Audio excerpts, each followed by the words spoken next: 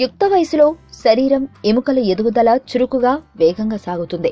ఒకవేళ దీనికి ఏదైనా అవాంతరం తలెత్తితే మున్ముందు జీవితాంతం ప్రభావం చూపుతుంది. ముఖ్యంగా ఎముక సాంద్రత తగ్గిపోతుంది.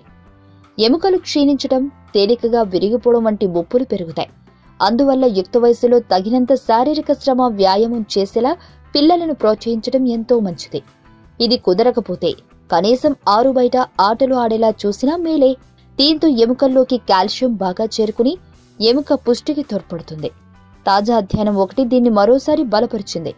ఫుట్బాల్ ఆడటం వల్ల యుక్త వయసు మగపిల్లల్లో ఎముకల వృద్ధి మెరుగ్గా ఉన్నట్లు బ్రిటన్లోని ఎక్స్టర్ విశ్వవిద్యాలయం అధ్యయనంలో పేర్కొంది. ఈత కొట్టడం, సైకిల్ తొక్కడం వంటి వాటి కంటే కూడా ఫుట్బాల్తోనే మరింత మెరుగైన ఫలితం కనబడుతుండటం విశేషం.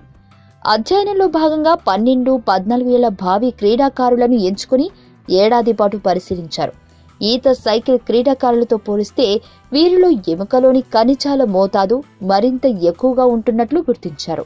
వారానికి 9 గంటల సేపు ఫుట్బాల్ సాధన చేసేవారిని తాము పరిశీలించినప్పటికీ వారానికి 3 గంటల సేపు ఫుట్బాల్ ఆడినా గణనీయమైన ఫలితం కనబడుతుందని పరిశోధకులు చెబుతున్నారు.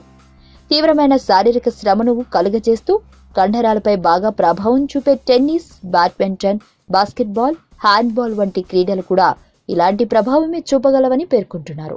కాబట్టి వీలైనప్పుడల్లా పిల్లలను ఆటలు ఆడేలా ప్రోత్సహించడం మంచిది. ఈ భవిష్యత్తు ఆరోగ్యానికి సోపానాలుగా పనిచేస్తాయి.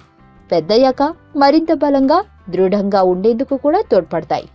వార్తావాణి న్యూస్ ఛానల్ ఎప్పటికప్పుడు రాజకీయ, సినీ విశేషాలు, స్పోర్ట్స్ మరియు సాంకేతిక పరమైన మరెన్నో విషయాలను మన ముందుకు తెస్తుంది. మరింత సమాచారం కొరకు వార్తావాణి న్యూస్ ఛానల్ ని సబ్స్క్రైబ్ చేయండి.